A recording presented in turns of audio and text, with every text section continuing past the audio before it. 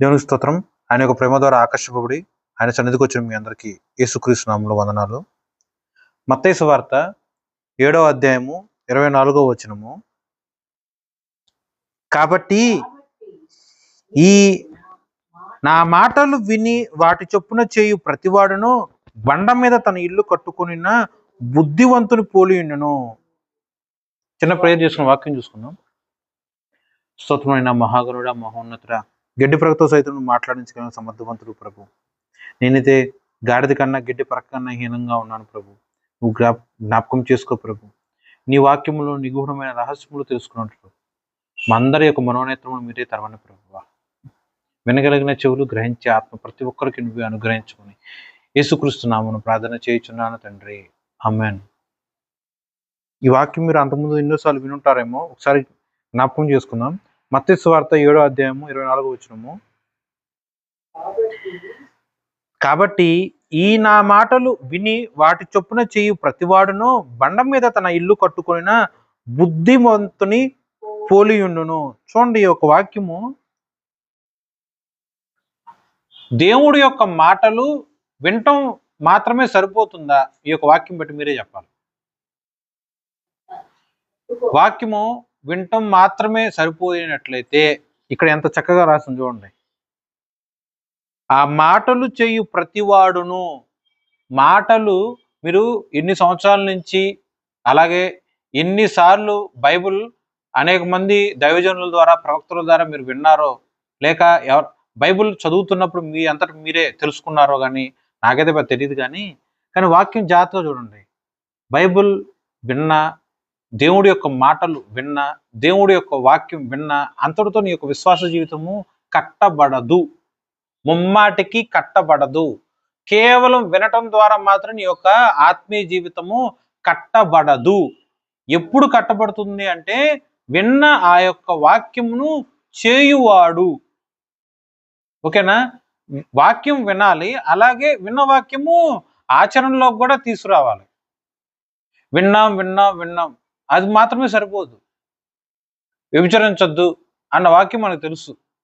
విన్ని 100 సార్లు కాదు, 1,000,000 సార్లు నువ్వు ఒక వాక్యం వింటున్నావు, కానీ వ్యభిచారం చేస్తూనే ఉన్నావు. దాన్ని బట్టి నువ్వు పరిశుద్ధుడివా, పాపంలో ఉన్నవాడివా? దొంగిలించవద్దు అని దేవుడి యొక్క ఆజ్ఞల్లో ఉన్న ఆ యొక్క ఆజ్ఞ ఎన్నోసార్లు వాక్యం వింటూనే ఉన్నావు, కానీ నువ్వు నీ యొక్క బలమైన క్షణములో దొంగతనం చేస్తున్నావు.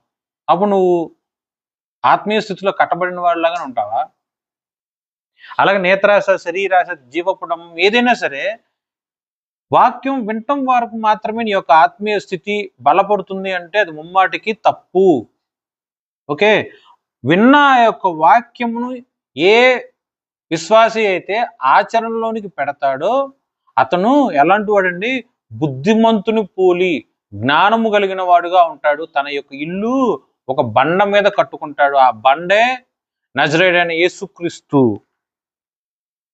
కాబట్టి ఈ నా మాటలు విని వాటి చొప్పున చేయు ప్రతివాడును. అండర్లైన్ చేసుకోండి. జస్ట్ చిన్న పదాలే. విని, ఒకటేమో వినాలి, రెండోది చేయు. చూడండి, చేయు ప్రతివాడు, ప్రతివాడు, ప్రతివాడు, ప్రతివాడు. కేవలము క్రిస్టియానిటీ గురించి మాత్రమే మాట్లాడతలేదు.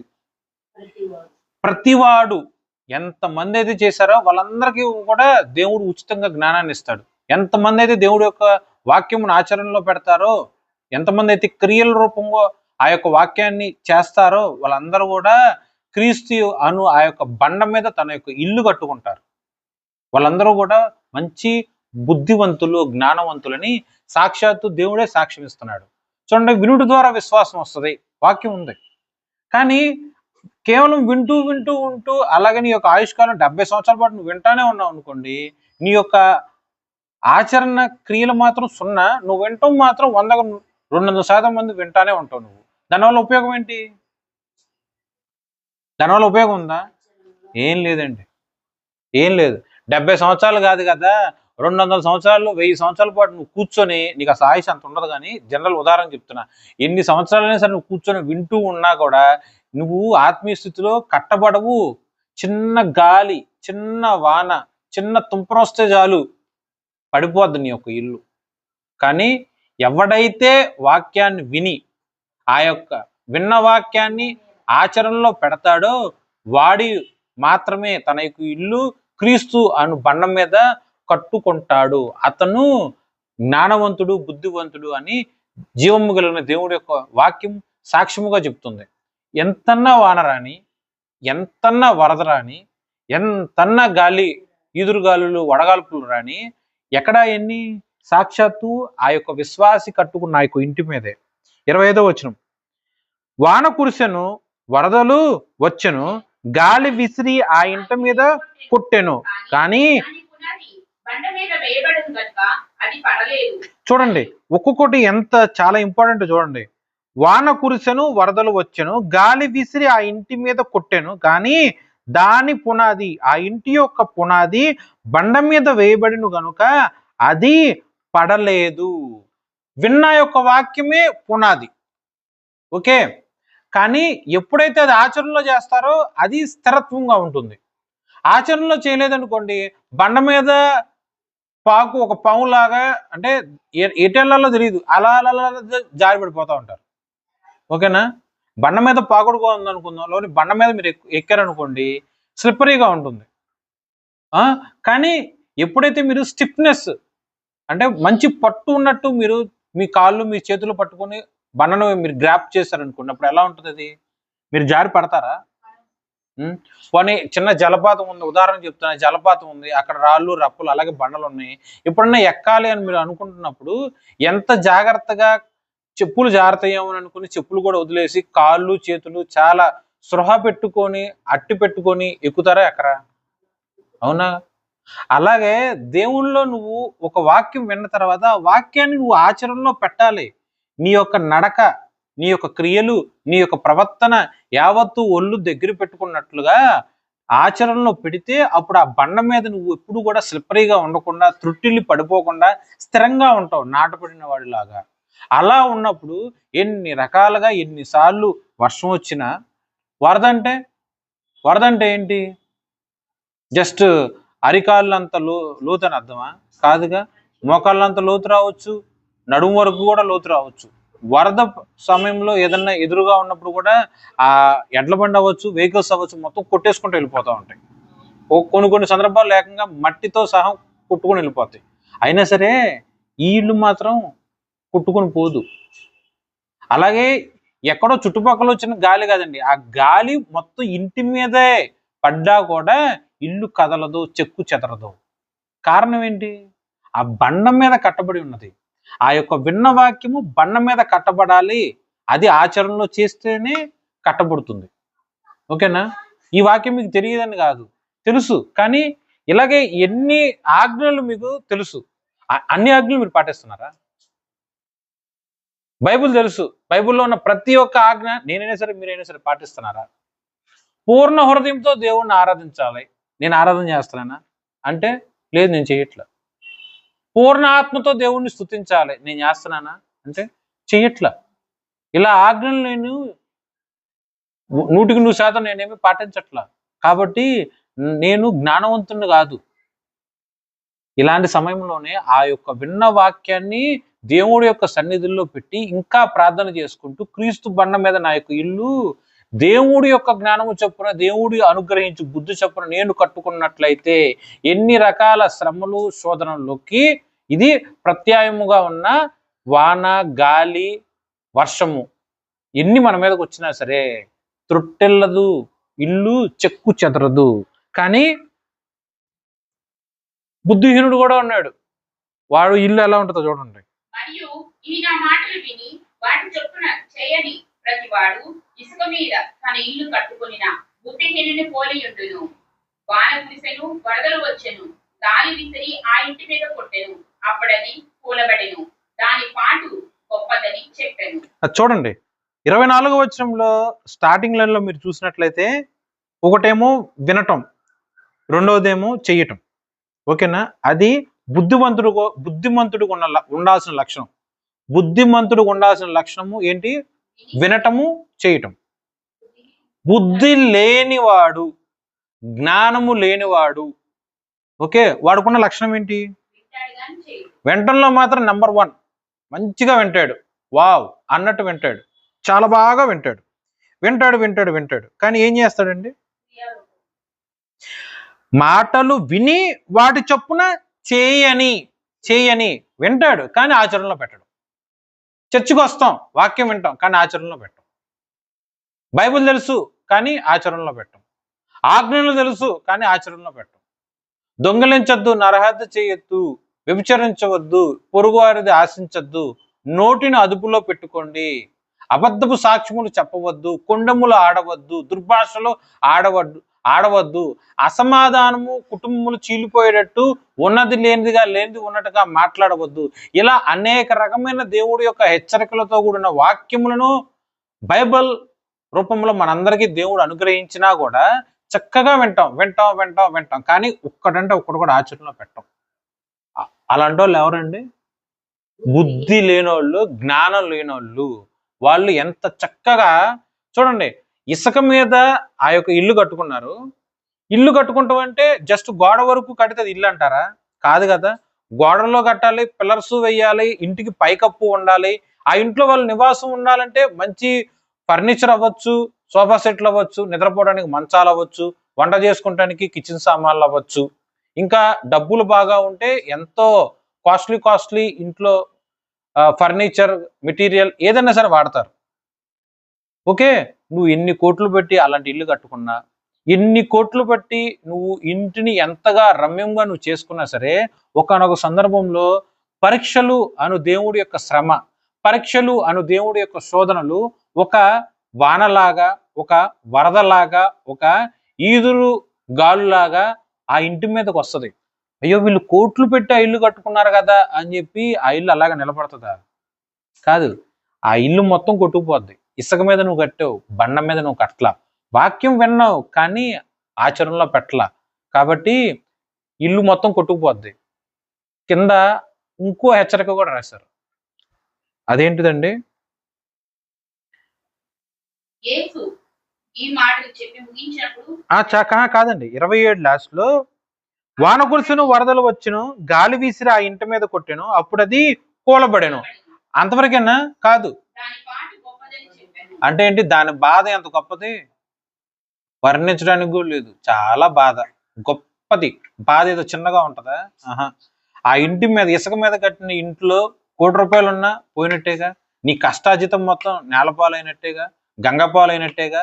ఎన్ని కోట్లు పెట్టి ఎంత రమ్యముగా నువ్వు ఫర్నిచర్ చేయించుకున్నా, వంటింట్లో ఇంకా ఎంత రకంగా నువ్వు పెట్టుకున్నా, ఆ ఇంట్లో ఎన్నెన్నో బంగారం కానీ ఇంకేదన్నా సరే నువ్వు దాచుకున్నా, నీ యొక్క కష్టాజీతం దాంట్లో పెట్టుకున్నా, అవన్నీ నిలవ ఉంటుందా అండి?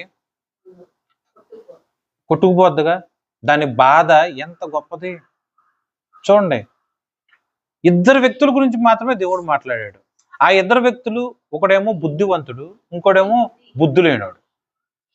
బుద్ధిమంతుడు చేసేది జస్ట్ రెండు పనులు: వినటం, విన్న యొక్క వాక్యాన్ని ఆచరణలో పెట్టడం. బుద్ధి లేనివాడు చేసేది కూడా 2 పనులే: వింటాడు కానీ ఆచరణలో పెట్టడం. ఇప్పుడు బుద్ధిమంతుడికి బుద్ధిహీనుడికి మధ్య ఉన్న కామన్ పాయింట్ ఏంటి? వినటం. వినటం మాత్రం కామన్ పాయింట్. ఓకే, ఏది వ్యత్యాసం? చేయటం చేయకపోవటం దగ్గరే తేడా ఉంటుంది. సో అలాగే విశ్వాసులుగా, క్రైస్తవులుగా, సంఘస్థులుగా మందిరంలో ఎన్నో సంవత్సరాల గురించి ఉన్నా సరే, సంఘస్థులందరూ బుద్ధిమంతులు కాదు, అలాగే సంఘస్థులందరూ కూడా బుద్ధిహీనులు కాదు. కానీ సంఘస్థులందరూ వాక్యం వింటారు. నిద్రపోయే వాళ్ళు నిద్రపోతూ ఉంటారు. ఏదో సందర్భంలో ఎప్పుడో ఒక రోజు ఎప్పుడో కొట్ట వాక్యం వింటూనే ఉంటారు. కానీ ఆచరణలో పెట్టే వాళ్ళు మాత్రమే కొద్దిమంది. ఆ కొద్దిమంది మాత్రమే దేవుడి చేత జ్ఞానమును సంపాదించుకొని క్రీస్తు బండ మీద తన యొక్క ఇల్లు కట్టుకున్న వాళ్ళు. ఆ కొద్దిమంది ఇల్లు మాత్రమే ఎంతో రమ్యంగా ఉంటుంది.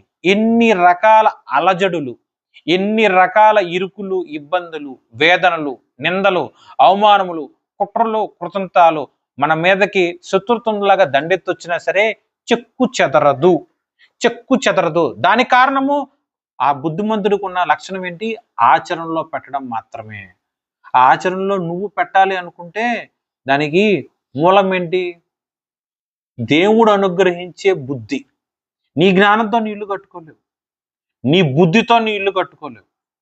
ఈ వెంట్రుకు వాసన కూడా నువ్వేం సమకూర్చుకోలేవు. దేవుడు పైనుండి అనుగ్రహించు ఆ యొక్క జ్ఞానము నువ్వు ఏనాడైతే ఎప్పుడైతే స్వతంత్రించుకుంటావో అప్పుడు నీ యొక్క ఇల్లు ఆయన అనుగ్రహించు ఆ యొక్క బండ మీద మాత్రమే నువ్వు కట్టుకోగలవు. ఆయనే పునాదేస్తాడు.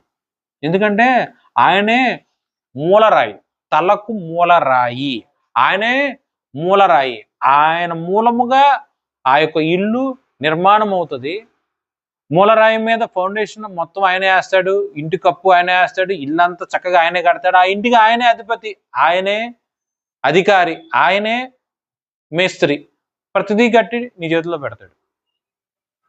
నువ్వు హ్యాపీగా ఇంట్లో ఉంటావు. ఎన్ని రకాల శ్రమలు ఈ యొక్క లోకం గుండా మన మీదకి వచ్చినా చూడండి, ఈ ప్రతిదీ వాక్యంలో చక్కగా రాసుంది. వర్షాలు వస్తాయి, వరదలు వస్తాయి, ఈదురుగాళ్ళు వచ్చి మనల్ని కొడతా ఉంటాయి. మన మీద అపోజిషన్ లేదు అని మాత్రం వాక్యంలో లేదు. చూసారా మీరు? మన మీద శత్రుత్వం లేదు, నువ్వు ఎప్పుడు అజేయుడిగా విజయుడిగా ఉంటావు అన్నట్టు కూడా వాక్యంలో లేదు. నీ మీద ఎప్పుడూ కూడా ఒక శత్రువు ఉంటాడు. వాడు వర్షం రూపంలో నీ మీదకి వస్తాడు, వాడు వరదల రూపంలో నీ మీదకి వస్తాడు, వాడు గాలి రూపంలో నీ మీదకి వస్తాడు, నిన్ను కొడుతూ ఉంటాడు. కానీ అల్టిమేట్గా గెలిచేది ఎవరు? వాక్యాన్ని ఆచరణలో పెట్టిన వాడు మాత్రమే గెలుస్తాడు. బుద్ధిహీనుడి మీద శ్రమలు శోధనలు పరీక్షలు వస్తాయి, బుద్ధివంతుడి మీద కూడా శ్రమలు శోధనలు పరీక్షలు వస్తాయి. కానీ ఎవడు గెలుస్తాడు అంటే వాక్యాన్ని ఆచరణలో పెట్టేవాడు మాత్రమే గెలుస్తాడు. సో ఆచరణలో పెడతాం అంత ఇంపార్టెంట్. వాక్యం మీకు తెలుసు, ఎన్నోసార్లు వినే ఉంటారు, వినుట ద్వారా విశ్వాసం వస్తుంది. ఆ ఒక్క వాక్యం పట్టుకొని నేను నా ఆయుష్ 80 సంవత్సరాలు, పుట్టినప్పటి నుంచి 80 సంవత్సరాల పాటు నేను వాక్యం వెంటనే ఉన్నా. కానీ నీ విశ్వాసంలో యోధుడనో ధీరుడనో అని నేను గురించి నువ్వు చెప్పుకున్నావు అనుకో, అది నాకు గొప్ప ఏముండదు దాంట్లో. నువ్వు 80 సంవత్సరాల పాటు వాక్యం విన్నా కూడా అది ఆచరణలో పెడితేనే నువ్వు విశ్వాసంలో వీరుడవు ధీరుడవు. అది ఆచరణలో పెట్టకపోతే నువ్వు ఒట్ట జ్ఞానము లేనివాడవు, బుద్ధిహీనుడవు. ఓకేనా? దీనికి ఈ వాక్యం మీకు తెలుసు కదండి. విన్నారా వినలేదా? విన్నారు కదా. ఇక్కడ ఆ యొక్క గాలి, ఆ యొక్క వరదలు, అలాగా ఆ వర్షాలు, ఇవన్నీ కూడా దేనికి సాదృశ్యం అంటే ఆ యొక్క విశ్వాసం మీద వచ్చే పరీక్షలు, నిందలు, శ్రమలు, శోధనలు, అనారోగ్యము, ఏదైనా సరే ఇవన్నీ కూడా దానికి సాదృశ్యంగా ఉంటాయి. దీనికి ఉదాహరణగా ఒకటి మాట్లాడుకుందాం. ఒక అతను ఇల్లు ఉంది, ఆ ఇల్లు చాలా రమ్యంగా ఉంటుంది, అందంగా ఉంటుంది. ఆ ఇంట్లో ఇద్దరు ఉంటారు. ఓకే, ఇద్దరికి మళ్ళీ దేవుడు తెలుసు. ఒక ఇల్లు ఉంది, ఆ ఇంట్లో ఇద్దరు వ్యక్తులు మాత్రమే నివాసయోగ్యంగా ఉంటారు, నివసిస్తూ ఉంటారు. ఇద్దరికి దేవుడు తెలుసు, ఇద్దరు ప్రార్థన చేస్తారు, ఇద్దరు బైబిల్ చదువుతారు, ఇద్దరికి దేవుడితో మంచి అనుభవం ఉంది. ఒకానొక సందర్భంలో ఆ ఊరి మీద దండెత్తడానికి చాలా మంది వస్తారు, శత్రువులు వచ్చి అన్ని ఇళ్ళ కన్నా కూడా ఆ ఇల్లు ఎంతో చూడముచ్చటగా మంచిగా ఉంది. సో ఆ ఇల్లుని స్వాధీనపరచుకోవాలని చెప్పి బాగా ప్రయత్నం చేస్తూ ఉంటారు. అప్పుడు ఆ ఇంటి మీద దండెత్తుతారు. వాళ్ళు దండెత్తినప్పుడు ఆ ఇంట్లో ఉన్న ఇద్దరు ఆ ఎదురుగా దండెత్తడానికి వచ్చిన ఆ యొక్క శత్రువులను చూస్తారు. అలా శత్రువులు చూసినప్పుడు ఇద్దరే కదా, ఇద్దరు శత్రువులను చూశారు. కానీ శత్రువులను చూసిన ఇద్దరు ఒకే రకంగా రియాక్ట్ అవ్వాలిగా, కానీ అలా రియాక్ట్ అవ్వాలి. ఒక వ్యక్తి ఏమో ఒక రకంగా రియాక్ట్ అయ్యాడు, ఇంకో వ్యక్తి ఏమో ఇంకో రకంగా రియాక్ట్ అయ్యాడు. అర్థమవుతుందండి? దానికి కారణం ఏంటి? వాళ్ళకున్న విశ్వాసంలో ఉన్న తారతమ్యం బట్టి వాళ్ళు రియాక్ట్ అయ్యారు. ఓకే, ఇదంతా కూడా వాక్యంలో చూద్దాం. 1 రాజులు 6వ అధ్యాయం.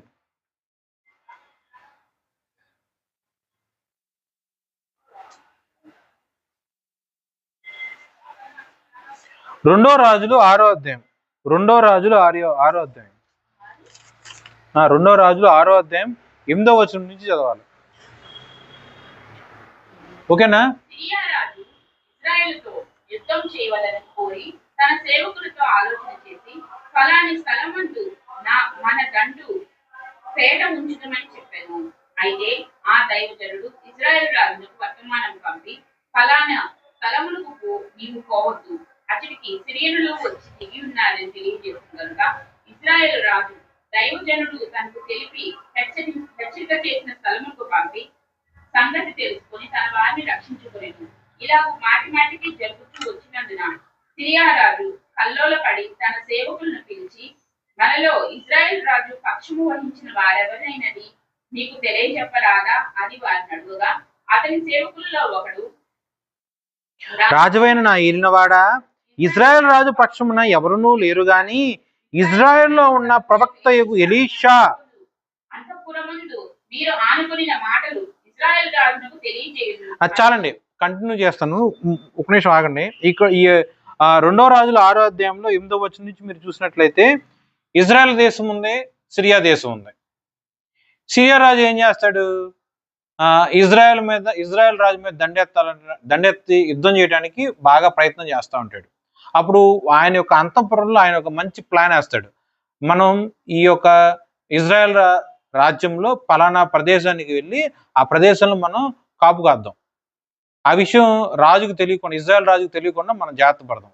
ఆయన అక్కడికి వస్తాడు కదా, ఆయనకు వచ్చినప్పుడు ఒక్కసారిగా మనం ఉన్న పలాన్ని అటాక్ చేసేసి ఆ రాజుని కానీ ఆ యొక్క సైన్యాన్ని కానీ మనం ఓడించేసి దేశాన్ని స్వాధీనపరచుకోవచ్చు, రాజును ఓడించేయచ్చు అని చెప్పి మంచిగా ప్లాన్ చేస్తాడు. ఎవరు? సిరియా రాజు. ఓకే, ఈ విషయము తన యొక్క ఇంట్లో ఉన్న ఆ యొక్క దైవజనుడికి ప్రార్థన రూపంలో, ఒక వర్తమానం రూపంలో దేవుడి ద్వారా తెలియబడిన తర్వాత ఆ యొక్క దైవజనుడు ఆ యొక్క ఇజ్రాయెల్ రాజుకు ఒక వర్తమానం ఇస్తాడు. ఫలానా స్థలంలో ఈ యొక్క సిరియా రాజులు మన మీద దండెత్తడానికి కాపు కాశారు, కాబట్టి నువ్వైనా సరే రాజ్య సైనికులైనా సరే ఆ యొక్క స్థలానికి వెళ్ళమాకండి అని ఒక హెచ్చరిక చేస్తాడు. దైవజనులు హెచ్చరిక చేసిన తర్వాత రాజు టెస్ట్ చేయడానికి తన యొక్క స్పైస్ లాగా వాళ్ళలో కొంతమందిని అక్కడ పంపించి చూస్తే నిజంగానే సిరియా రాజు అక్కడ కాపు కాసి ఉంటాడు. అమ్మో, దైవజనుడు చెప్పాడు కాబట్టి మనం బతికిపోయాం అన్నట్టు జాగ్రత్త పడతారు. నెక్స్ట్ టైం ఆ యొక్క సిరియా రాజు ఏం చేస్తాడంటే మళ్ళీ ప్లేస్ మారుస్తాడు. మళ్ళీ ప్రవక్త అదే హెచ్చరికని మళ్ళీ రాజుకు చెప్పి మళ్ళీ కాపాడతాడు. ఇలా ఎన్నోసార్లు అనేక మార్లు జరుగుతూ ఉంటాయి. అంటే అనేక మార్లు సిరియా రాజు ఆ యొక్క ఇజ్రాయెల్ దేశంలో పలానా స్థలంలో దొంగతనంగా కాపు కాసినప్పుడు అన్నిసార్లు కూడా ఆ ప్రదేశంతో సహా ఇంతమంది ఇక్కడ పలానా చోట నీకోసం కాపు కాస్తారు, నువ్వు అక్కడికి వెళ్ళమాకు అని చెప్పి హెచ్చరికతో కూడిన వర్తమానమును ఇజ్రాయెల్ రాజుకి ఎలీషా గారి ద్వారా తెలియజేయబడి వాళ్ళు ప్రాణాన్ని రక్షించుకోవటం ఇదంతా జరిగింది. అప్పుడు సిరియా రాజు యొక్క హృదయము కల్లోలబడిపోయి, నేను ఇంత పకడ్బందీగా ఇంత రహస్యంగా నేను ప్లాన్ చేస్తున్నా కదా, ఈ విషయం అసలు రాజుకి ఎవరు తెలియజేస్తున్నారు? ఆయన ముందుగానే జాగ్రత్త పడి ఆ యొక్క ప్రదేశానికి రాకుండా ఆగిపోతున్నాడు. ఒక ప్రదేశం అంటే అనుకోవచ్చు, ఎన్ని రకాల ప్రదేశాలు నేను మార్చి అటాక్ చేస్తున్నా సరే ఒక్కసారి కూడా నా చేతికి దొరకకుండా అతను తప్పించుకుంటున్నాడే, ఎలా ఇది సాధ్యం? ఒకవేళ నేను ప్లాన్ చేసినప్పుడు మనలో ఎవరన్నా అంతర్గతంగా ఏదన్నా సరే గూఢాచారిని ఆ యొక్క ఇజ్రాయెల్ రాజు పెట్టాడా అన్నట్టు అలాంటి ఆలోచన కూడా సిరియా రాజుకి వస్తుంది. ఆ టైంలో సిరియా రాజ్యంలో ఉన్న కొంతమంది ఒక అంటారు, మనలో ఎటువంటి గూఢాచారి లేడు, ఇజ్రాయెల్ రాజుకి పనిచేయటానికి మనలో ఎటువంటి గూఢాచారి కూడా లేడు, కానీ ఇజ్రాయెల్ దేశం నందు ఒక ప్రవక్త ఉన్నాడు, ఆ ప్రవక్త పేరు ఎలీషా. నీ అంతఃపురమునందు నువ్వు మాట్లాడుకున్న నీ యొక్క హృదయ ఆలోచనలు సైతము ఆయన తన ఇంట్లో నుండి కూడా తెలుసుకోనగలడు అని ఒక అన్యుడు ఒక ప్రవక్త గురించి శత్రురాజుగా ఉన్న సిరియా దేశంకి చెప్తూ ఉంటాడు. ఎంత గొప్ప మాట అండి అది. ఆ యొక్క వచనం మీరే చూడండి, 12వ అధ్యాయంలో, ప్రవక్తయగు ఎలీషా మీ అంతఃపురమునందు మీరు అనుకొనిన మాటలు ఇజ్రాయెల్ రాజునకు తెలియజేయును అనెను. ఎంత గొప్ప మాట అండి. పక్కన ఉన్నారా? కాదండి, ఇక్కడ ఉందేమో ఇజ్రాయెల్ దేశంలో ఇజ్రాయెల్ దేశంలో ఇంకా నీకు కరెక్ట్ గా చెప్పాలంటే ఆ యొక్క ఊరి పేరు దోతాను 13వ వచనంలో రాసి ఉంటది. దోతాను. ఇజ్రాయెల్ దేశంలో దోతాను అనే ఒక ఊరిలో తన ఇంట్లో నివాసం ఉండే ఆ యొక్క ఎలీషా ప్రవక్త ఎక్కడి మాటలు తను తెలుసుకుంటున్నాడండి?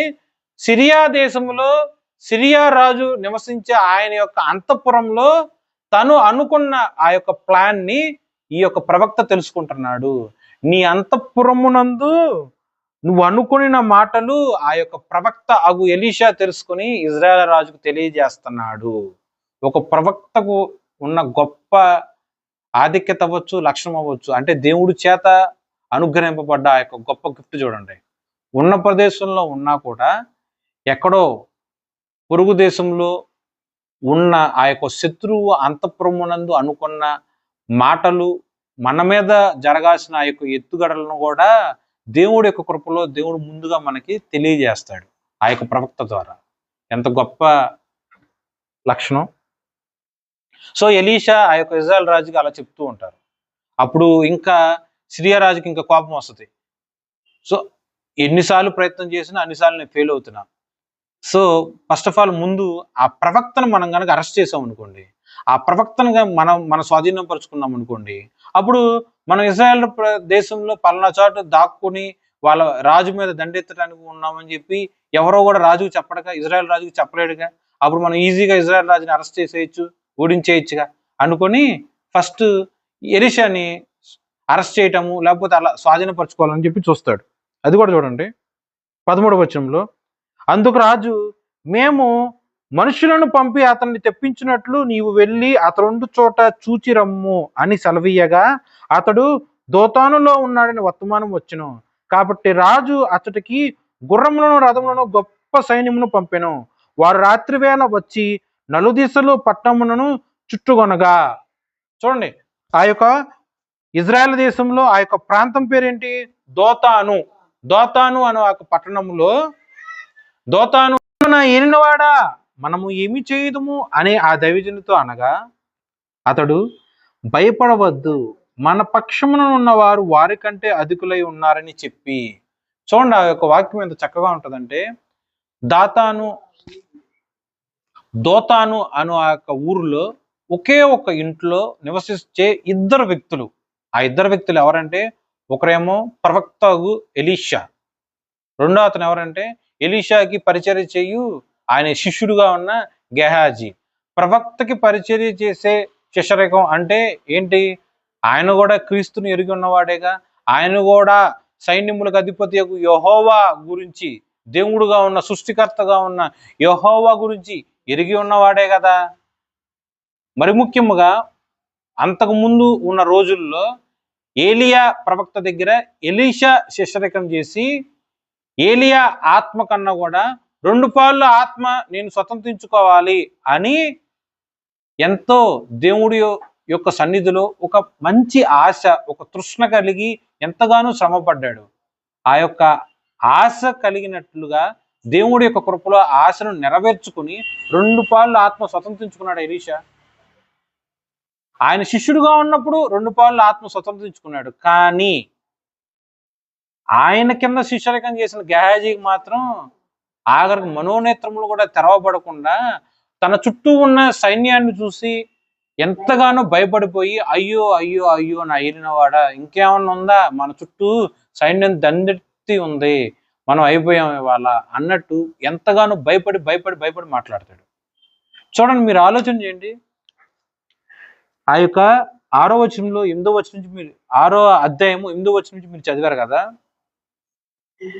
ఆ యొక్క సిరియా రాజు తన యొక్క అంతఃపురమునందు ఇజ్రాయెల్ దేశంలో పలానా ప్రదేశంలో వెళ్ళి మనం రాజుని మాటుగాసి స్కెచ్ వేసి స్వాధీనపరుచుకుందాం, అరెస్ట్ చేద్దాం అన్నట్టు సిరియా రాజు ఎన్నోసార్లు ప్రయత్నం చేశాడు.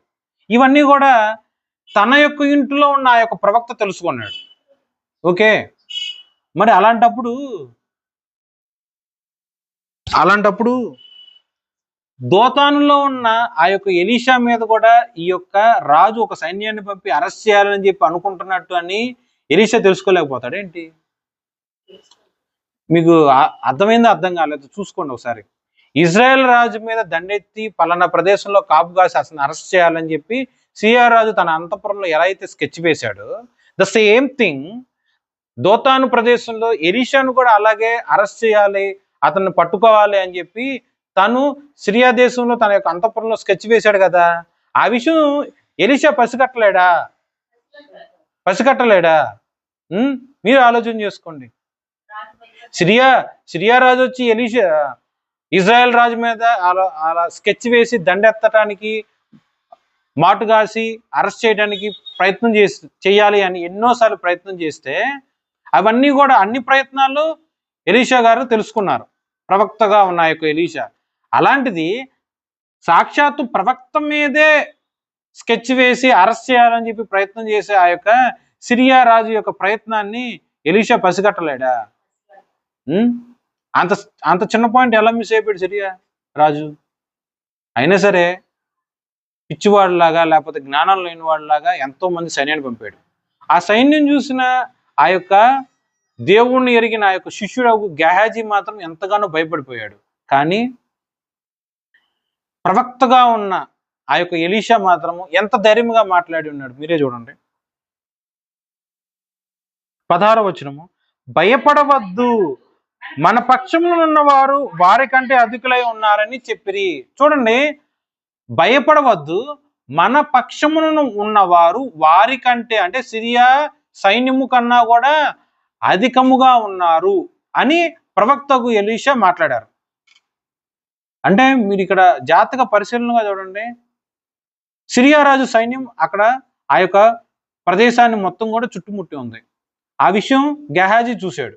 మరి ఎలీషా తరఫున ఉన్న సైన్యం మాత్రం గెహాజీ చూడలా, గెహాజీ కంటికి కూడా కనిపించలా. అప్పుడు ఎలీషా ఏమంటున్నాడు, నువ్వు భయపడమావు గెహాజీ, మన పక్షమున ఉన్న ఈ యొక్క సైన్యము సిరియా సైన్యం కన్నా కూడా ఎంతగానో గొప్పది అన్నారు.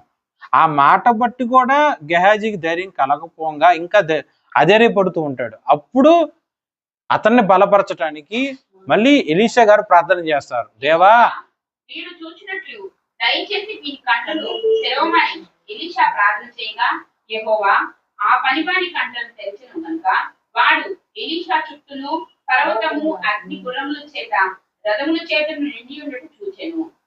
చాలండి, చాలండి. ఇక్కడ కూడా మీరు జాగ్రత్తగా చూడండి, చాలా జాగ్రత్తగా పరిశీలన చేయండి. ఆ యొక్క వాక్యంలో ఆ ఇంట్లో ఉంది ఇద్దరు, గెహాజీ అండ్ ఎలీషా. కానీ శత్రువులు దండెత్తి వచ్చినప్పుడు, అంటే సిరియా సైన్యం మొత్తం వచ్చినప్పుడు ఆ ఇంటి చుట్టూతో నలుదిక్కులా కాపు కాశారు ఎలీషాని అరెస్ట్ చేయడానికి. గెహాజీ కోసం రాలా, ఓకేనా? ఆ సైన్యం మొత్తం కూడా, శత్రు సైన్యం మొత్తం కూడా గెహాజీ చూశాడు. కానీ ఎలీషా పక్షాన ఉన్న జీవము కలిగిన దేవుడి యొక్క సైన్యాన్ని మాత్రం గెహాజీ చూడలా.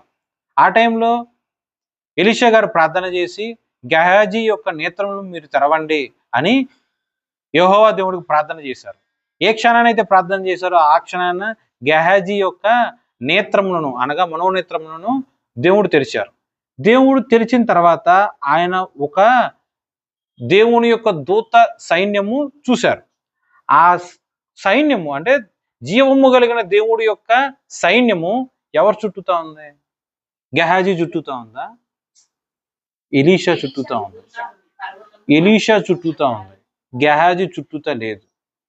ఓకే, ఆ ఇంట్లో ఉన్న వాళ్ళు ఇద్దరే. ఓకే, ఇద్దరున్నారు.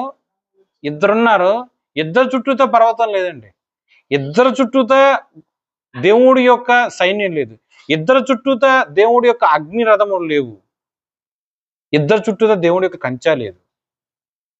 ఒకరు చుట్టూతా మాత్రమే ఉంది, ఆ ఒక్కడే ఎలీషా. అలా అని చెప్పి ఇద్దరు దేవుడికి ఎరుగున వారా? కాదు, ఇద్దరు దేవుని ఎరిగిన వాళ్ళే, ఇద్దరు ప్రార్థన చేసుకునే వాళ్ళే. కానీ వాళ్ళలో ఒకే ఒక్కడుగా ఉన్న ఆ యొక్క ఎలీషా మాత్రమే దేవుడి యొక్క వాక్యము విన్నాడు, ఆ వాక్యాన్ని ఆచరణలో పెట్టాడు. క్రీస్తు కోసమే, జీవము కలిగిన దేవుడి కోసమే, యెహోవా కోసమే బ్రతికాడు. గెహాజీ అలా చేయలే, డబ్బుగా ఆశపడ్డాడు, ఆస్తిపాస్తులను కూడబెట్టుకోవాలని చూశాడు. మరి క్రియలు ఎలా చేశాడు? ప్రవక్తగా అగు ఎలీషాకు మాత్రము ఎంతగానో చాకరీ చేశాడు. అంటే ఎలీషా యొక్క దైనందిక జీవితంలో డైలీ ఫుడ్ అవ్వచ్చు, ఆయన స్నానానికి ఇలా నీళ్ళు అవ్వచ్చు, ఆయన బట్టలు ఉతకటం అవ్వచ్చు, ఆయనకు ఇల్లుని ఎప్పటికప్పుడు సర్ది నీట్గా ఓడవటం, తుడుచటం, ఆ బట్టలను ఉతకటం, ఆరేయటం, ప్రతి ఒక్క పని గెహాజీ చేశాడు. ఓకే, ఇంత పని చేశాడు, కానీ మనసులో ఉన్న హృదయం ఏంది, అంటే హృదయంలో ఉన్న ఆలోచనలు ఏంది, ధనాపేక్ష మాత్రం ఉంది. సో వాక్యం తెలుసు, కానీ వాక్యం ఆచరణ మాత్రం గెహాజీ పెట్టలేదు. ఓకే, ఆ టైంలో ఈ యొక్క వర్షాలలాగా, వరదల్లాగా, గాలివానల్లాగా ఎవరు దీనికి సాదృశ్యంగా ఉంది, సిరియా దేశం యొక్క సైన్యం ఇప్పుడు ఆ యొక్క ఉదాహరణలో సాదృశ్యంగా ఉంది. వీళ్ళందరూ కూడా ఆ యొక్క ఇంటికి దండెత్తి వచ్చినప్పుడు ఆచరణలో పెట్టిన ఎలీషా మాత్రం దేవుడు యొక్క కృపలో ఆ బండ మీద ఆయన ఇల్లు కట్టుకుని ఉన్నాడు కాబట్టి అదే కంచిగా ఆయనకి చక్కగా ఉంది. ఈ యొక్క బండ మీద గెహాజీ ఇల్లు కట్టుకోవాల, ధనాపేక్ష మీద ఇల్లు కట్టుకున్నాడు కాబట్టి భయపడిపోయి అల్లాడిపోయాడు. ఓకే, సో మీరు జాగ్రత్తగా ఆలోచన చేయండి. వాక్యం వినటం మాత్రమే సరిపోదు, ఆ వాక్యాన్ని ఆచరణలో పెడతాం మాత్రమే ముఖ్యం. ఓకేనా. ఈ యొక్క ఎలీషా ఆ సమయంలో ఒక ప్రవక్త, దానికన్నా ముందు కాలంలో ఆయన ఏలియా దగ్గర శిష్యరికం చేశాడు. ఇప్పుడున్న పరిస్థితుల్లో ఆయన గురువు, కానీ ఒకానొక సందర్భంలో కొన్ని సంవత్సరాల కిందట ఆయన శిష్యరికం చేసి ఉన్నాడు. శిష్యరికం చేసినప్పుడు ఆయన ఎంత బాగా చేశాడు, ఇదే 2వ రాజుల్లో 2వ అధ్యాయంలో మీరు చూసినట్లయితే స్పష్టంగా రాసి ఉంటుంది. ఏలియా ఎలీషా కలిసి ప్రయాణం అవుతారు, ఇలా యోర్దాన్ నదికి వెళ్తారు, అక్కడి నుంచి గిల్గోన్ పర్వతం దగ్గరికి వెళ్తారు, అలా 3 నదులు దాటుకుంటూ వెళ్తారు. ప్రతి నది దాటుతూ వెళ్ళినప్పుడు ఏలియా తన యొక్క దుప్పటి తీసి ఆ యొక్క నదిని కొట్టడం, నది 2 పాయలుగా అవ్వటం, ఆ ఆరిన నేల మీద ఆ పాయగా ఉన్న దాని మీదే ఏలియా వెనక ఎలీషా నడుచుకుంటూ వెళ్తా ఉంటారు. ఓకే, ఎందుకు వెళ్తారంటే ఏలియాకు తెలుసు నన్ను దేవుడు తీసుకెళ్లే సమయం ఆసన్నమైందని 2వ అధ్యాయంలో 1వ వచనంలోనే రాసి ఉంటుంది. దేవుడు నన్ను తీసుకెళ్తున్నాడు, పలానా చోటకు నేను వెళ్ళాలి అని చెప్పి ఏలియాకి ముందే తెలుసు. అలా వెళ్తూ ఉంటాడు.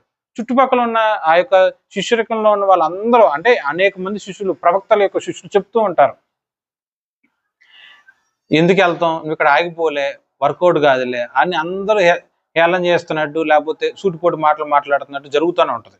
కానీ ఎవరి యొక్క మాటలు కూడా ఆయన లక్ష్య పెట్టాల. ఎలీషా గారు తన యొక్క గురువు దగ్గర మాత్రమే ఉన్నాడు.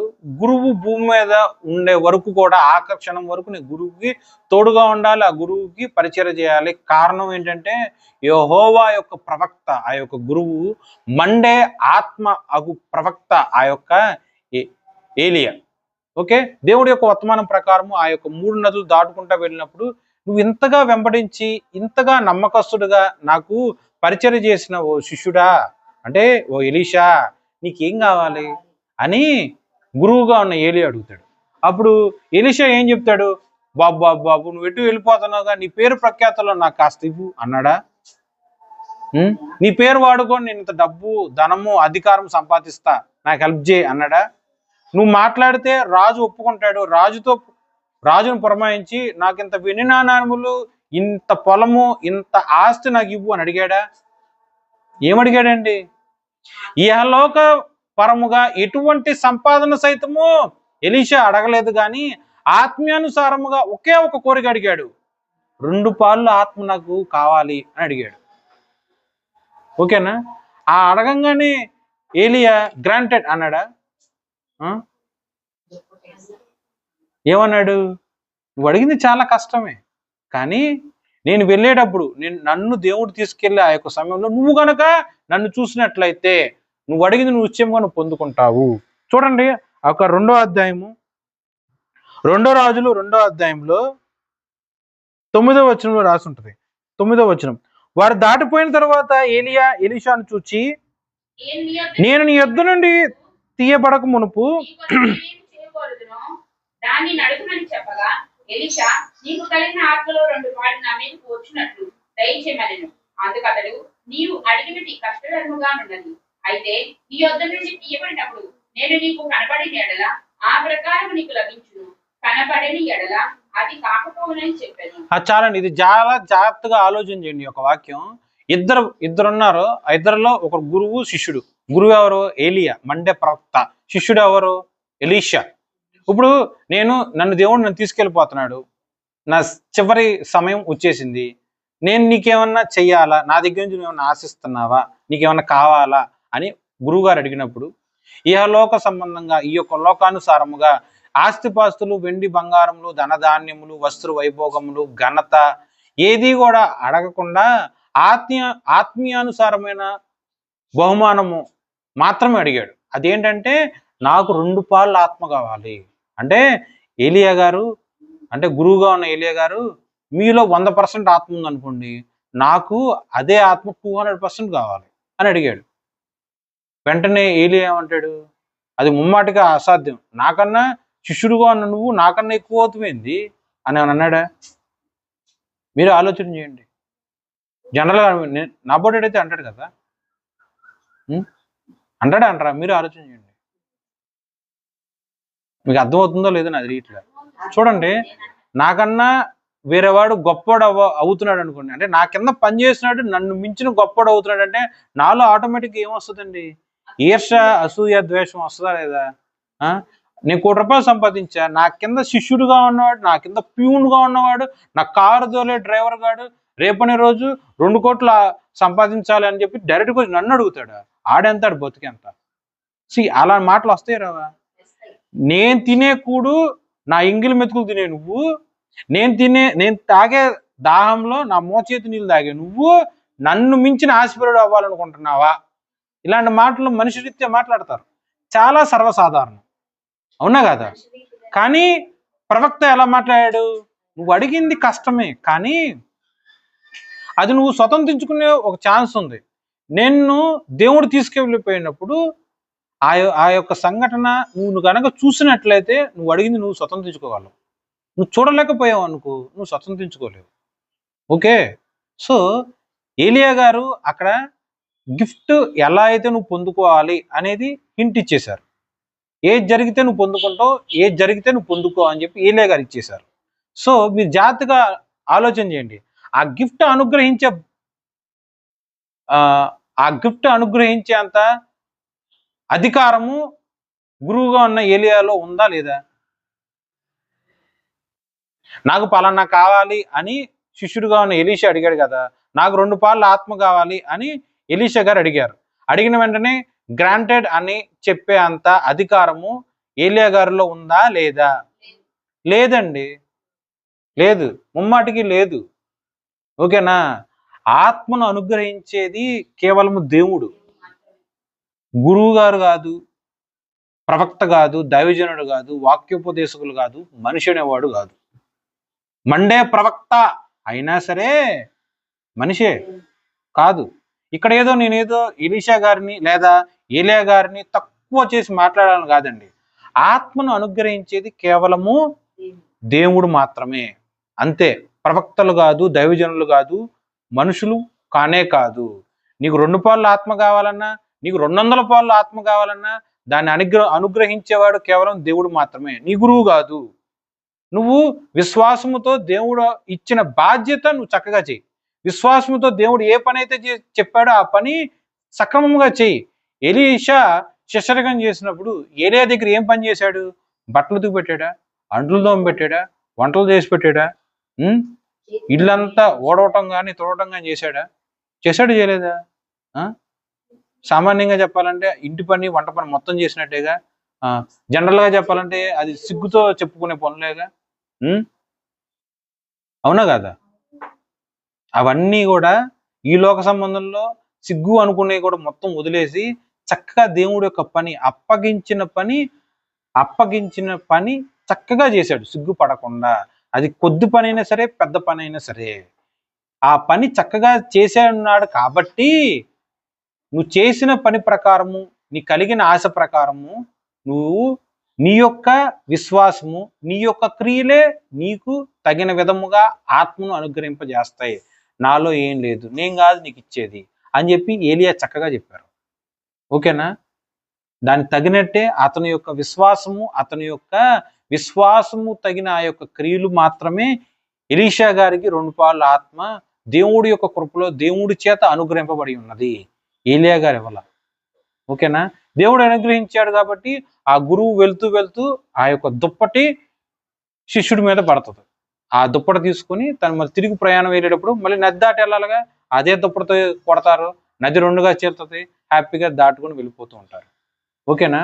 సో నీకు ఆత్మ అనుగ్రహింపబడాలన్నా, కృపావరాలు పొందుకోవాలన్నా, ఆత్మఫలం పొందాలన్నా, ప్రార్థన ఎలా చేయాలి అని నువ్వు నేర్చుకోవాలన్నా, వాక్యం ఎలా చదవాలి అని నువ్వు నేర్చుకోవాలన్నా, విన్న ఆ యొక్క వాక్యం క్రియల రూపంలో, ఆచరణ రూపంలో నువ్వు ఎలా పెట్టాలి, ఎలా చెయ్యాలి అన్నా కూడా ఇవన్నీ కూడా ఎవరు అనుగ్రహిస్తారు, ఎవరు నేర్పిస్తారు అంటే దేవుడు మాత్రమే, మనిషి కాదు. మనిషి ఎప్పటికీ కూడా కాదు, ఎప్పటికీ కూడా కాదు, కేవలం దేవుడు మాత్రం ఇస్తాడు. సో ఎలీషా ఎలా అయితే గురువు మీద ఆధారపడకుండా దేవుడు అప్పగించిన పని అది చక్కగా నెరవేర్చి ఉన్నాడో, అలాగే నువ్వు కూడా దేవుడు ఫస్టే నీ మీద కొండంత భారం ఎక్కడ పెట్టడం. దేవుడు నీకు ఒక పని చెప్పినప్పుడు చిన్న పనే చెప్తాడు, చిన్న పనే చెప్తాడు. ఆ చిన్న పని నువ్వు చేసావు అనుకోండి, దేవుడి యొక్క దృష్టిలో నువ్వు నమ్మకస్తుడుగా ఉంటావు. అందుకే వాక్యం చక్కగా ఉంటుంది. నువ్వు చిన్న పనిలోనే నమ్మకంగా లేనాడు, పెద్ద పని ఎత్తి నువ్వేం చేస్తావా అని వాక్యమే ఉంది. సో దేవుడు చిన్న పని ఇచ్చినప్పుడు, ఇది చాలా చిన్న పని ఇచ్చి, ఏంది ఇది నేను చేసేది, నేనేంది, నా లెవెల్ ఏంది, నా క్యాడర్ ఏంటి, నా చదువు ఏంటి, నా ఆస్తిపాస్తులు ఏంది, నా అందం ఏంది, ఇంత చిన్న పని నేను చేయడం ఏంది అని నువ్వు అనుకున్నావు అనుకోండి, ఈ లోక సంబంధంగా నువ్వు అది గొప్ప నువ్వు అనుకుంటావేమో. కానీ దేవుడు ఏమంటాడు, చిన్న పనే నువ్వు చక్కగా చేయలేకపోతున్నావే, ఇంకా నువ్వు పెద్ద పని ఇస్తే నువ్వేం చేస్తావు. సో నువ్వు పని చేయటానికి అరుడవు కాదు, పక్కెళ్ళిపో అని చెప్పి దేవుడు ఆ పని నీకు అప్పచెప్పకుండా తీసి ఆయన ఎన్నికల్లో ఉన్న మరొకడికి ఇచ్చేస్తాడు. ఉదాహరణకి సౌలు దగ్గర నుంచి తీసుకొని దావీదుకి ఎలా అయితే ఇచ్చేసారో అలా ఇస్తారు. ఓకేనా? ఈ యొక్క ఉపమానంలో మనం తెలుసుకోవాల్సింది ఏంటంటే, విశ్వాస జీవితంలో ఏదైనా సరే ఆత్మ విషయమైన అనుభవ జ్ఞానము, ఆత్మ విషయమైన సంపద, ఆత్మ విషయమైన జ్ఞానము, ఆత్మ విషయమైన ఫలములు మనం పొందుకోవాలంటే అది దైవజనుల ద్వారా, ప్రవక్తల ద్వారా మనకు రాదు. ఆ వ్యక్తి యొక్క విశ్వాసము, ఆ వ్యక్తి యొక్క క్రియలు, వాక్యానుసారమైన ప్రవర్తన మాత్రమే ఆ వ్యక్తికి ఆ యొక్క ఆత్మపాలు అనుగ్రహింపజేస్తుంది తప్ప మనిషి అనేవాడు ఎవరు కూడా తీసుకొచ్చి ఇచ్చేది కానే కాదు. తర్వాత మనం మాట్లాడుకున్న యొక్క మూలవాక్యంలో బుద్ధివంతుడు, బుద్ధిహీనుడు వాడి యొక్క ఇల్లు ఎలా కట్టుకున్నారు. ఒకడే బుద్ధిమంతుడు బండ మీద ఇల్లు కట్టుకున్నాడు, బుద్ధిహీనుడు ఇసుక మీద ఇల్లు కట్టుకున్నాడు. అలా దానికి ఉపమానం ఏం మాట్లాడుకున్నామంటే, ఎలీషా గారు తన యొక్క ఇంట్లో నివాసంగా ఉన్నప్పుడు ఆయన యొక్క ఇంటి చుట్టూతా నలుదిశలు ఆ యొక్క సిరియా సైన్యం దండెత్తి వచ్చినప్పుడు కూడా ఆ ఇంట్లో ఉండేవాడు ఒక ప్రవక్త, ఆ ఇంట్లో ఉండేవాడు జీవము కలిగిన యెహోవాకు ప్రార్థన చేయవాడు. అంత మాత్రమే కాకుండా వాక్యానుసారమైన ప్రవర్తన కలిగి ఉన్నాడు కాబట్టి శత్రు యొక్క సైన్యం నలుదిశలా వచ్చినా సరే ఆయన చుట్టూతా దేవుడి యొక్క కంచె ఉంది. వాళ్ళు ఉదాహరణకు 100 మంది వచ్చారేమో, 1000 మంది వచ్చారేమో, కానీ దేవుడి యొక్క సైన్యము కోటాను కోట్ల లక్షల కొలది ఉన్నది. అది కూడా వాక్యంలోనే ఉంటుంది. కానీ గెహాజీ అదే ఇంట్లో ఉన్నాడు, దైవజనుడితో పాటే ఉన్నాడు, కానీ ఇహలోక సంబంధంగా తన యొక్క ఆలోచనలు ఉన్నాయి కాబట్టి తనకి ఉన్న ఆ యొక్క విన్న వాక్యం విన్నట్టే ఉంది, కానీ ఆచరణలో లేడు, ఆచరణలో వాక్యం పెట్టట్లా. కాబట్టి తన కంటికి కనిపించే ఆ యొక్క శత్రు సైన్యం చూసి అల్లాడిపోయి భయపడిపోయాడు. ఓకేనా? మనుషులను లక్ష్య పెట్టాడు, మనోనేత్రం ముసుగుపోయింది. ఓకే, ఇంతవరకు అర్థమైందండి. నెక్స్ట్ చిన్న కంటిన్యూషన్ చేస్తున్నాను. 6వ అధ్యాయము 17 నుంచి. వీడు చూచినట్లు దయచేయమని వీడి కండ్లను తెరవమని ఎలీషా ప్రార్థన చేయగా యెహోవా పనివాని కండ్లను తెరవజేసను గనుక వాడు ఎలీషా చుట్టూను పర్వతమును అగ్ని గుర్రముల చేత రథముల చేతను నిండినట్టు చూచెను. ఓకేనా? ఆ దండువారు ఎలీషాని అరెస్ట్ చేయడానికి దగ్గరికి వస్తారు కదా, అప్పుడు ఎలీషా ప్రార్థన చేస్తారు, అయ్యా దయచేసి వీళ్ళందరికీ కూడా కండ్లు కనిపించకుండా చేయవా అని ఎలీషా యెహోవాకు ప్రార్థన చేస్తారు. సో ఆ సైన్యానికి మొత్తం కూడా దేవుడు వాళ్ళందరినీ కూడా గుడ్డోడులాగా కళ్ళు కనిపించని స్థితిలో పెడతారు. అప్పుడు ఎలీషాని ఆ మధ్యలోకి వెళ్ళిపోయి, బాబు మీరు పలానా ప్రదేశానికి వెళ్దాం అనుకుంటున్నారు కదా, ఇలా వెళ్తే ఆ ప్రదేశం రాదు, నన్ను ఫాలో అవ్వండి, నేను తీసుకెళ్తా, ఆ ప్రదేశానికి తీసుకెళ్తా అని చెప్పి ఎలీషా సైన్యాన్ని మొత్తం తీసుకెళ్తాడు. ఎక్కడ తీసుకెళ్తాడు? సాక్షాత్తు రాజు ఉండే ప్రదేశానికి తీసుకెళ్తాడు. షోమ్రోన్ పట్టణానికి తీసుకెళ్తాడు. ఆ పట్టణంలో ఇజ్రాయేల్ రాజు, ఇజ్రాయేల్ సైన్యం ఉంటుంది. ఆడికి వెళ్ళిపోయిన తర్వాత, అయ్యా వీళ్ళందరికి కూడా కళ్ళు తెరవవా, కళ్ళు తెరిపించవా అని చెప్పి మళ్ళీ ప్రార్థన చేస్తాడు ఎలీషా. వాళ్ళందరికి కూడా కళ్ళు తెరుస్తారు. ఆ సిచ్యువేషన్లో నువ్వు ఉంటే ఎలా ఉంటావు చూడండి. సిరియా దేశం నుంచి వచ్చి రాత్రి వేళ వచ్చి దొంగతనంగా వచ్చి దైవజనుని అరెస్ట్ చేస్తానికి వచ్చి, కానీ సడన్ గా కళ్ళు పోయినాయి. ఎక్కడున్నావో ఎటు వెళ్తున్నావో కూడా తెలియకుండా ఒక ప్రదేశం నుంచి ఒక ప్రదేశానికి వెళ్ళి మళ్ళీ సడన్ గా కళ్ళు వచ్చినాయి, చూపు వచ్చింది. కళ్ళు తెరిచి చూస్తే శత్రు దేశం ఉంది, శత్రు రాజు అక్కడ మన మధ్య ఉన్నాడు. ఇంకేముంది, అయిపోయాను, నన్ను చంపేస్తారేమో, నన్ను అరెస్ట్ చేస్తారేమో, జీవితకాలం బందీ చేస్తారేమో అన్నట్టు రకరకాల ఆలోచనలు వస్తాయి. అవునా కదా? కానీ ఇక్కడున్న హైలైట్ ఏంటో చూడండి. ఆ ప్రజలు అంటే సిరియా సైన్యం మొత్తం కూడా ఇజ్రాయెల్ సైన్యం దగ్గర ఉంటుంది. అప్పుడు ఇజ్రాయెల్ రాజు అడుగుతాడు, నాయనా అంటే ఎలీషా ప్రవక్త గారు, మరి వీళ్ళందరూ మన ముందు ఉన్నారుగా, మరి వీళ్ళందరిని ఏం చేద్దాం, కొడదామా, చంపేద్దామా అన్నట్టు అడుగుతాడు. అప్పుడు ఎలీషా గొప్ప మాట మాట్లాడతాడు. వాళ్ళు నువ్వేం కొట్టమాకు, వాళ్ళకి అంటే సిరియా సైన్యాన్ని నువ్వు ఇటు కొట్టమాకు, దండించమాకు, శిక్షించమాకు, వాళ్ళకి ఏ హాని చేయమాకు, మంచి శ్రేష్టమైన పదార్థమును వండి పెట్టు అని చెప్పి శత్రువులకి మంచి విందు చేయించి శ్రేష్టమైన ఆహారము, శ్రేష్టమైన పానము ఇచ్చి వాళ్ళు సేద తీర్చుకున్న తర్వాత తిరిగి వాళ్ళ యొక్క దేశానికి పంపించేస్తారు. ఎంత గొప్ప మాట అండి. అరెస్ట్ చేయడానికి వచ్చిన ఆ యొక్క సైన్యానికి సకల విధమైన భోజనములు అనుగ్రహింపజేసి, భుజింపజేసి, మంచిగా పానం చేయించి, మళ్ళీ శత్రు దేశంలో ఉన్నా సరే క్షేమముగా చక్కగా తన యొక్క స్వదేశానికి వెళ్ళిపోయి ఉన్నట్లు ఎలీషా గారి యొక్క సైన్యం మొత్తానికి కూడా హెల్ప్ చేస్తారు. ఓకేనా? ఒక ప్రవక్తలో ఉండాల్సిన గొప్ప లక్షణం చూసారు ఎంతకుందో. అదే నాబోడు అయితే ఏం చేస్తారు, నన్ను బందీ చేయడానికి వచ్చినాడు, నాకు గనక చేతికి దొరికాడు అనుకో, నేనేం చేస్తా, టిట్ ఫార్ టాట్, దెబ్బకి దెబ్బ, కంటికి కన్ను, పంటికి పన్ను చెయ్యాలి అన్న తపన ఒక మనిషిగా మనలో ఉంటుంది. కానీ ఆత్మ కలిగిన ప్రవక్త, ఆత్మ కలిగిన ఒక విశ్వాసి ఎలా ప్రవర్తిస్తాడంటే, తన మీద శత్రువు దండెత్తొచ్చినప్పుడు దేవుడి యొక్క కృపలో ఆ శత్రువుని ఆ యొక్క విశ్వాసి చేతికి దేవుడే అప్పగిస్తాడు. అప్పుడు ఆ యొక్క శత్రువు యొక్క హాని మనం కోరకూడదు. ఆ శత్రువుకి శ్రేష్టమైన ఆహారం పెట్టి, శ్రేష్టమైన పానం ఇచ్చి, చక్కగా ప్రాణహాని లేదు అని అతనికి నిరూపణ కలిగినట్టు మన యొక్క ప్రవర్తన చూపించి చక్కగా తన యొక్క స్వదేశానికి తిరిగి పంపించేటట్టు ఉండాలి మన ప్రవర్తన. ఓకేనా? శత్రువు దొరికాడు కదా, చంపేద్దాం. నన్ను తిడతాడా, దొరికాడు, తిట్టికి 10 తిట్లు తిడతా. నన్ను కొట్టాడాడు, నేను కొట్టించుకున్న దెబ్బకి ఇప్పుడు 10 రెట్లు దెబ్బ నేను కొడతా. వీడు నన్ను నష్టపరిచాడు, ఇప్పుడు నేను 100% వాడిని నష్టపరుస్తా. వీడు నన్ను హాని చేశాడు, ఇప్పుడు వాడు దొరికాడు కాబట్టి 100% వాడికి ఇంకా హాని చేస్తా అని ఒక మనిషి ఆలోచిస్తాడండి.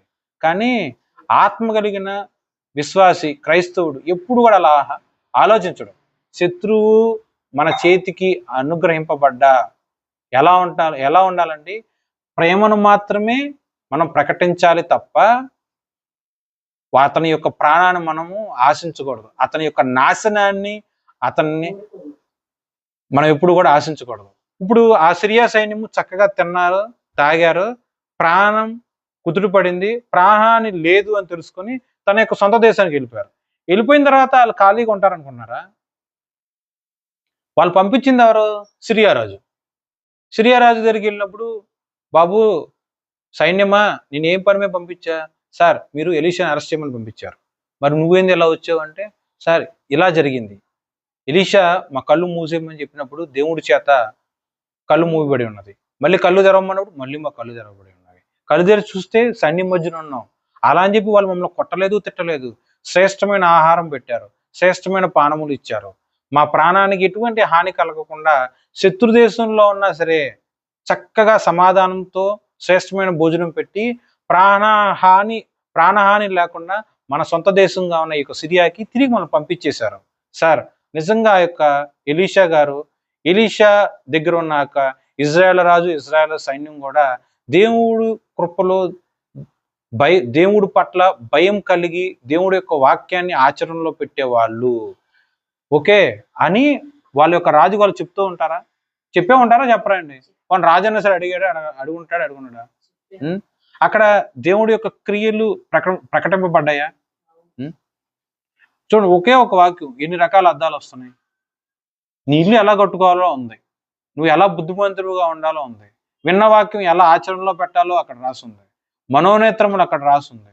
శత్రువులు అలా ఉన్నప్పుడు దేవుడు శత్రువుల్లో మన మీద దండెత్తొచ్చినా సరే దేవుడే ఒక పర్వతముగా మనకు అడ్డుగా ఉంటాడు.